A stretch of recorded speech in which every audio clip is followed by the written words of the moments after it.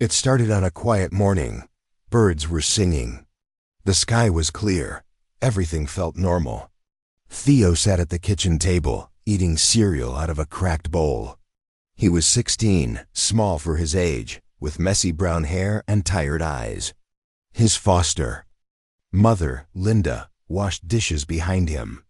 Nothing seemed strange until the knock at the door. 3 sharp knocks. Theo looked up. Linda frowned. They weren't expecting anyone. She wiped her hands and walked to the door. When she opened it, no one was there. Only a silver envelope lay on the doormat. It shimmered like metal, but felt soft like silk. Strange markings glowed on the front, alien symbols, unreadable but powerful. Theo felt cold air brush past him. Like something had entered the house even though nothing was there. Linda picked it up and froze. Her hands trembled. Where did this come from? Theo asked. She turned to him slowly, face pale. Theo, do you remember what I told you about the adoption? He blinked. That I was left on Earth after a refugee ship crash. That no one claimed me. She nodded. That was the truth, until now. She handed him the envelope, then backed away. You need to open it. Now. Theo sat down. His fingers felt heavy. The moment he touched the seal, it clicked open like it was alive. Inside was a letter, printed in both Galactic Common and English. By ancient agreement between the houses of Zelither and Earth's Refugee Treaty, subject number 442-7 is now the Kian, rightful bonded heir of the royal house of Varea. This bond must be honored. Transport will arrive within 48 Earth hours. Theo stared. What is this? A joke? Linda shook her head. No joke. It's a claim, a very old one. A royal alien. House must have inherited you. Inherited me, he said. Like property? No, worse, she whispered. Like a husband. Theo nearly dropped the letter. You're being collected, she said, voice shaking. And I think they're taking you to space. 2 days later, the sky cracked open like lightning as a silent black ship hovered above their home. Linda had tried to stop it. She called everyone, government offices, alien affairs departments, even private lawyers. But the answer was always the same. This bond is ancient law. It overrides Earth protocol. Theo stood on the front lawn with a single backpack. His heart pounded in his chest. The ship was sleek and silver, shaped like a crescent moon. Number. Visible doors. No engines. Just light, humming low in the air. As he stepped forward, a ramp unfolded with a hiss. 3 alien escorts walked out, tall and sharp-looking, with golden armor and white tattoos across their faces. One of them held a glowing device. You are Theo of Earth? The leader asked. Theo nodded, swallowing hard. You are now under protection of the royal house of Varea, the alien said. We will take you to your bonded. My what? Theo asked, voice small. Your wife. Theo choked on his words. I'm just a kid. She is not, the alien replied. They led him up the ramp, and the ship sealed shut. Linda waved with tears in her eyes. Theo didn't wave back. He was frozen in fear. The walls were smooth and curved like liquid metal. Lights moved with the rhythm of the ship, and the air smelled like spice and static. Who is she? Theo asked. This wife? One of the guards looked at him. Her name is Varea. She is the last living heir of her bloodline. She is a warrior queen, and you were given to her by treaty as a life-bonded mate. This is insane, Theo whispered. I'm not ready for this. I don't even know her. No one ever is, the guard replied. But the contract is sealed. After hours in space, they arrived at a colossal station orbiting a red gas giant. It looked like a castle floating in the stars, glowing with energy. Inside, guards lined the corridor. Trumpets echoed. Theo was brought to a grand hall. At the far end stood a tall figure, arms crossed, gaze cold, armor polished to a shine. Her hair flowed like silver fire, her skin glowing faintly violet under the lights. Her presence filled the room. She stepped forward and looked him up and down. Her lip curled. "This is the human?" she said, voice like thunder. Theo gulped. She turned to the council behind her. "You dare force this child on me?" "The contract is sacred," said a councilman. "He is yours by law." Varaya narrowed her eyes. "Then I reject the law." She walked toward Theo, every step heavy with power. She stopped just inches away, staring down at him. "You are not my equal," she said coldly, "and I will never call you husband." Theo met her eyes, shaking but trying to be brave. "I didn't ask for this either," he said. Her eyes flared. She turned and stormed away. The guards motioned for him to follow. Theo whispered under his breath, "What did I just get pulled into?" The guards led Theo down a long glowing corridor. The floor felt soft under his shoes, like walking on air. Every wall shimmered. He felt like a bug trapped inside a crystal. Cold and watched. He wasn't sure what hurt worse, leaving Earth behind, or realizing that his supposed wife hated him at first glance. "Why does she hate me?" he asked one of the guards. "She doesn't hate you," the alien said. "She hates being controlled. And she sees you as the chain." That didn't help. They stopped at a door covered in glowing runes. With a wave of the guard's hand, it opened silently. Inside was a guest suite bigger than any house Theo had ever lived in. The floor was smooth obsidian. The bed looked like a cloud, and the walls displayed moving images, alien skies, distant planets, waterfalls. "You will stay here," the guard said. "Do not leave without permission. The queen is adjusting." Theo sat on the edge of the bed, gripping the strange letter still in his pocket. He wanted to scream, or cry, or run. But instead, he lay back and stared at the ceiling, where stars floated like dust. This wasn't a dream. It was a trap wrapped in silk. Varaya stormed into the war chamber with her, cloak trailing behind her like fire. "I demand the annulment," she growled at the elders seated around the crystal table.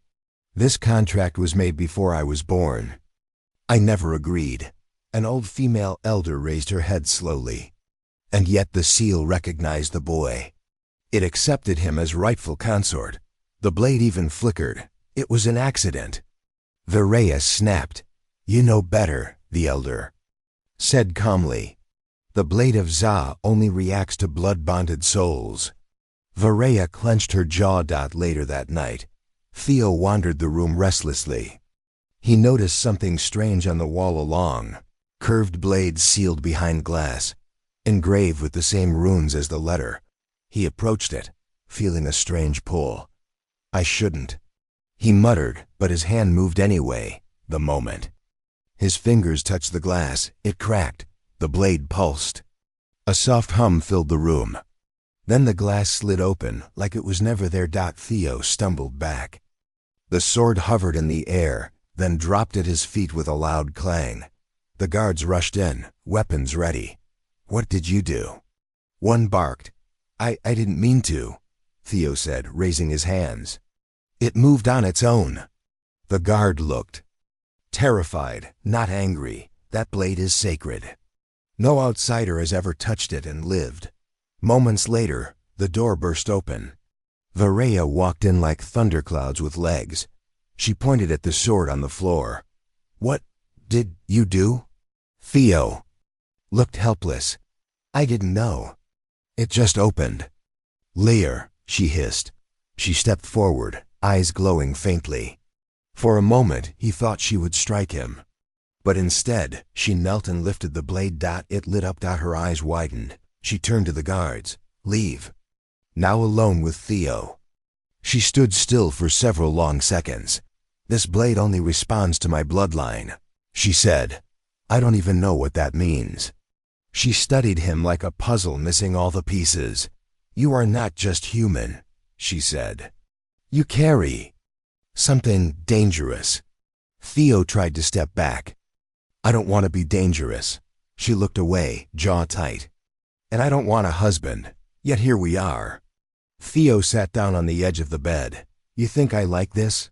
I was eating cereal in a kitchen 2 days ago. Now I'm in space. Being told I'm married to a warrior who wants to kill me. Viraya raised an eyebrow. I didn't ask for this, he continued. I don't even know how to talk to you, but I'm not your enemy.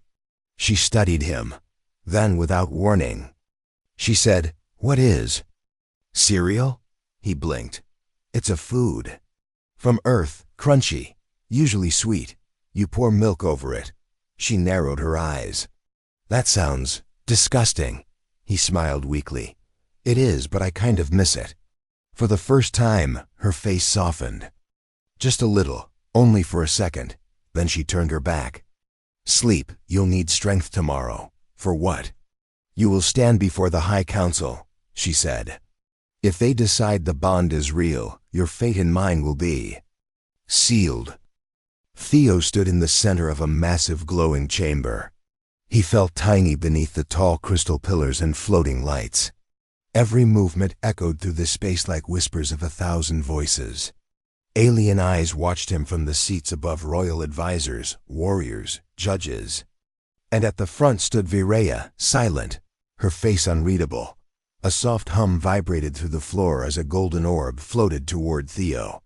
It pulsed with slow, heavy light. A council elder spoke, her voice deep and cold. This is the trial sphere. It will read the soul. If the bond is false, it will dim. If the bond is true, it will burn. Theo glanced at Viraya. She didn't meet his eyes. He raised his hand slowly. The orb moved closer. Then, it touched his skin dot. In an instant, light exploded. A wave of golden fire blasted through the room. The floating lights above shattered. Pillars cracked. Guards drew weapons in panic. Theo stumbled back, eyes wide. The orb fell to the ground still. Glowing, still alive, the elder gasped. It didn't just burn. It awakened. Whispers filled the chamber. Some gasped. Some stared at Theo like he was cursed.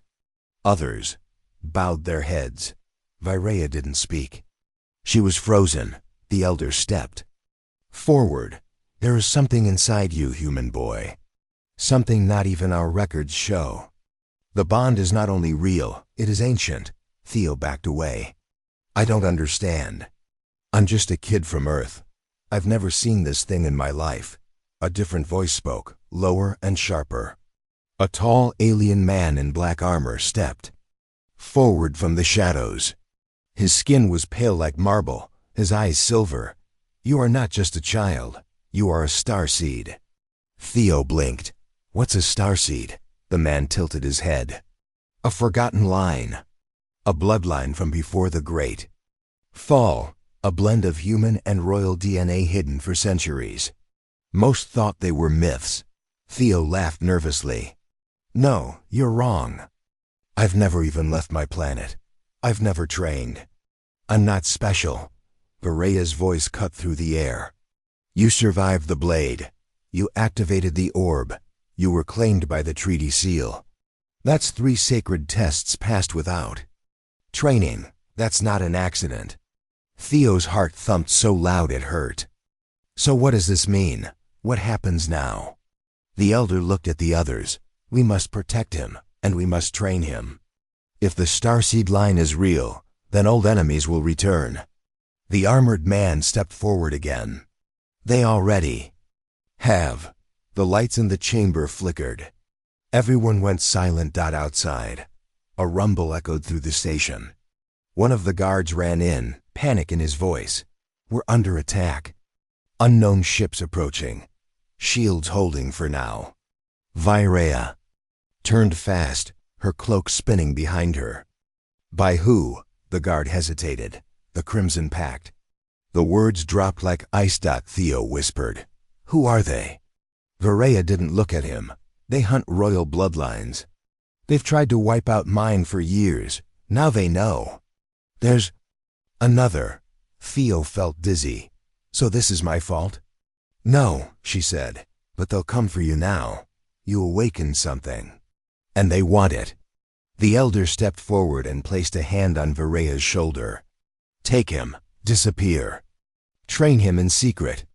If the enemy takes the boy, the royal bloodline dies. Everything dies. Theo stood still, frozen. Wait, go where? I don't know anything about fighting, or space, or being. Whatever you think I am. Varea looked at him, and for the first time, there was no hate in her eyes, just cold truth. Then you better learn fast, she said. Because from this moment on, they will stop at nothing to kill you. The stars outside the council hall were no longer calm. Red lights flashed across the chamber walls as the space station shook, slow and deep like a groaning beast. People ran through the halls. Officers shouted in alien tongues. Sirens sang. Low and steady, warning of something worse than war. Theo stood frozen while the elders argued. Varea grabbed his arm without a word and pulled him away. Her hand was like iron. For a moment, she didn't feel like a woman or a queen, she felt. Like a weapon moving through chaos. They passed guards suiting up for battle. Windows showed enemy ships forming a blockade around the station. Long and dark, shaped like daggers, they moved like shadows across the stars. Varea led him into a hidden corridor behind the throne room. Her voice was calm but fast. There. Called the Crimson Pact, they hunt starseeds. They want your blood. Theo's breath caught. Why? Because your blood carries memory, power, history that can't be controlled. I don't even know how to fight, he said, trying to keep up. I've never even punched anyone. She didn't slow. Then run faster. They reached a chamber at the end of the hall. Inside was a sleek vessel, small, black, shaped like a bird with glowing wings. Varea barked a command. The engines lit up. She shoved him inside and followed. The hatch sealed just as a blast rocked the station. Debris flew past the window. As they launched, everything below them looked like it was falling apart: glass, metal, fire. Theo sat wide-eyed, strapped in, beside a woman who still didn't want him, still didn't trust him, but was now his only shield from a universe that wanted him dead. Hours passed. They flew through silent dark. No sound except the hum of engines and the soft clicks of Varea's fingers dancing over controls. Her eyes never blinked. She didn't speak. Theo finally broke the silence. Where are we going? To a place the pack doesn't know, she said. A moon near the dead zones, cold, hidden. Not safe, but far. Why are you helping me? She stared ahead for a moment, then said, because whether I like it or not, your life is tied to mine. Theo looked away. He hated how true that felt. They landed on a frozen moon hours later. The surface was silver blue, cracked with ice veins and fog. Strange lights danced in the sky like slow lightning. The air outside was thin and bitter, biting Theo's face as soon as he stepped out of the ship. They took shelter inside a half-buried bunker built long ago by another civilization. It had heat, dim light, and dust that hadn't been touched in decades. Varea locked the door and activated a shield that shimmered like glass before disappearing from sight. Inside, Theo sat on a crate and held his hands close to a small heat lamp. His body trembled. From fear, from cold, maybe both. Varea removed her armor, layer by layer, revealing the strange design of her undergarments, alien fabric clinging to her strong frame, marked by faint glowing patterns across her back. She didn't care that he watched. Or maybe she didn't notice. Theo broke the silence again. You saved my life back there, twice. She didn't look at him. Don't get used to it. I didn't ask for you to protect me, he said quietly. I didn't ask for you to be bonded to me. Her voice was sharp, but her hands were slow as she unwrapped a cloth bundle and revealed food: alien fruits, dried meats, powders. She placed half near him without a word. They ate in silence. The wind outside howled like ghosts. At some point, Theo asked, were you ever normal before you were queen? Virea looked up at him for the first time that night. Her expression changed just slightly. "I was a warrior at 12, she said. "My mother was murdered in front of me at 15. I took the throne before I learned how to smile without showing my teeth." Theo looked down. "I used to build model ships from trash. I used to pretend I was a pilot." She chuckled once, soft and low. "Now you are." That made him smile, just a little. Later, while she rested near the door with one eye still open, Theo sat beside the bunker wall, trying to sleep. His fingers kept twitching. Something inside him felt warm, like it was waking up again. He looked at Virea across the room. Her hair glowed faintly in the low light. Her face was calm for once, peaceful. He whispered to himself, "She doesn't hate me as much now." Then he closed his eyes, but not before hearing her whisper back in the dark, barely loud enough to catch, "I don't know what to think of you yet." Theo smiled and let sleep take him. The days on the frozen moon passed slowly. Time moved like the wind outside, cold, constant, never stopping.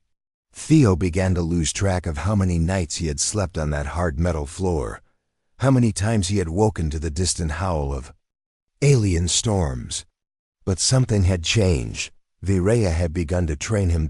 It started without warning. One morning, she tossed him a metal staff and said, "Defend yourself." Theo didn't even have time to ask before the tip of her blade came flying toward his chest. He barely blocked it. His arms shook. His legs tripped over themselves. He fell in the snow just outside the bunker. Breath knocked out of him. She stood over him, calm, her expression unreadable. "You're slower than I expected," she said. "I didn't expect to be fighting my wife," he gasped. "I'm not." "Your wife," she said flatly. "Not yet, maybe never." She turned and walked away. He lay in the snow, staring at the sky, wondering how someone could feel this weak and still be alive. But he got up. Every morning, she came at him again. Not with words, just with blades, staffs, fists, and movement. She taught him how to roll with the blow, how to fall and stand again, how to breathe through pain. Sometimes he hated her. Sometimes he hated himself more. But slowly, something in his body began to listen. One afternoon, they trained near a frozen lake that reflected the sky like glass. Virea attacked fast, aiming for his shoulder. This time, he twisted just enough to avoid the blow and used her momentum to knock her slightly off balance. She stumbled a step. Theo froze. He'd never seen her stumble before. She turned her head slowly, eyes narrow. "I didn't mean to," he began. She stepped toward him. "Do it again." He raised the staff. They circled. And this time, when she struck, he met it. Not clean, not perfect, but strong. He didn't fall. She didn't look disappointed. That night, inside the bunker, she handed him a piece of warm root bread and said, "You might not die as fast as I thought." Theo smiled through a sore jaw. "High praise, coming from you." For the first time. She smiled back. It wasn't wide. It wasn't soft. But it was real. The next morning, while training near the same lake, Virea suddenly went quiet. Her head turned, eyes scanning the distant hills. Theo followed her gaze. "What is it?" he whispered. She didn't answer. Then she took a step onto the frozen surface.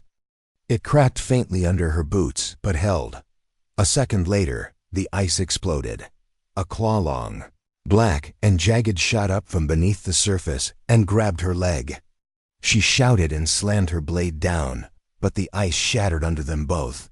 Theo ran forward just in time to see her vanish into the freezing black water. He didn't think. He dove. The cold was like knives, slicing into his lungs, his eyes, his skin. The water was thick, dark, impossible to see through. But then he saw the glow of Virea's body sinking, tangled with some kind of tentacled beast, fighting, fading. He reached her. Her hand was limp. He grabbed her and kicked hard. Up, but the thing was dragging them deeper. Its eyes blinked with red light. Theo reached out, screaming underwater. His chest burned. He felt something spark in his chest again.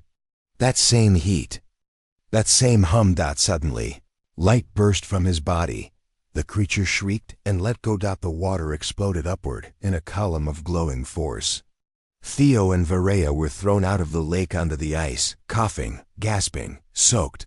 She lay beside him, breathing hard. Her skin was pale, lips blue. He crawled to her, lifted her head into his arms. "You saved me," she whispered. "You saved me first," he said. More than once. She looked at him, blinking slowly.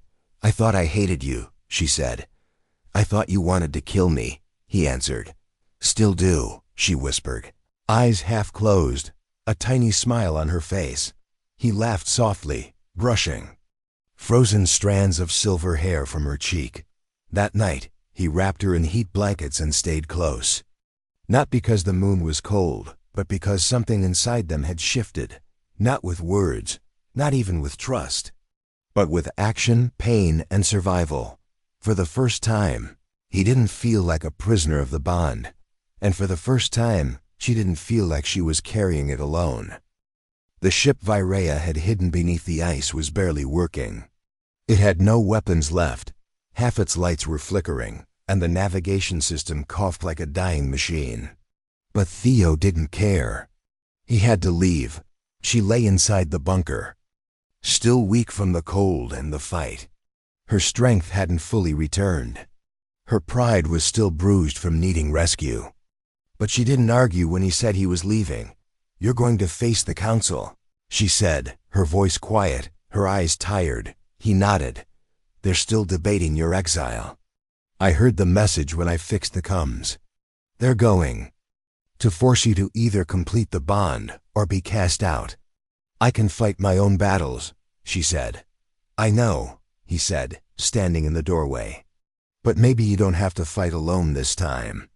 She looked at him for a long moment.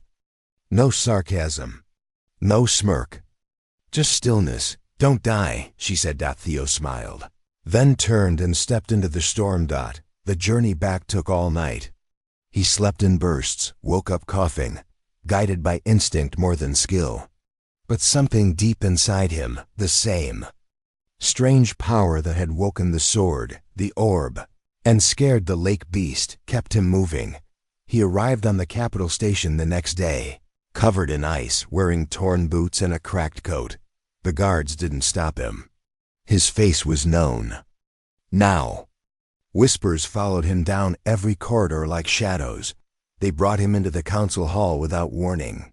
The same golden lights, the same cold stares, the same empty throne where Varela used to stand. He walked to the center and raised his voice. "You want to exile her," he said, "because she didn't agree to a bond she never chose." Murmurs rose.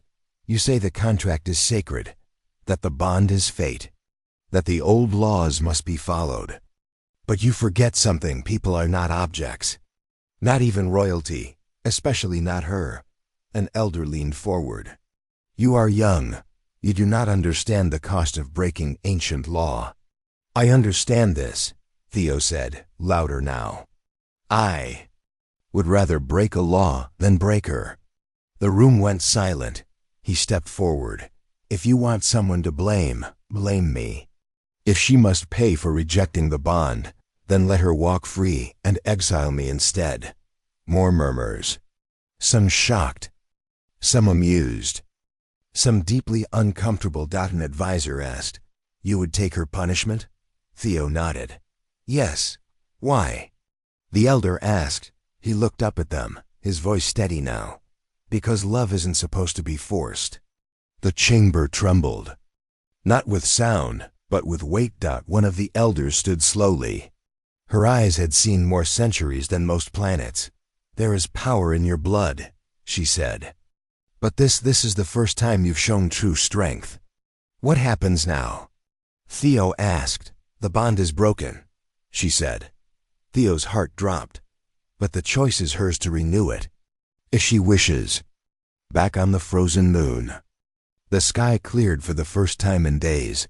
Virea stood on the edge of the ice shelf, wind brushing her silver hair behind her like a banner. She stared at the stars, arms crossed, lips pressed tight. She heard the hum of the ship before she saw it. Theo landed hard. He stumbled out, still limping, eyes red from the cold and lack of sleep. She didn't speak. He walked up to her, slow. "Quiet, they let you go?" she asked. "No," he said. "They let me speak." She turned to face him. "And? They gave you a choice." She tilted her head. "And what did you choose?" He looked at her.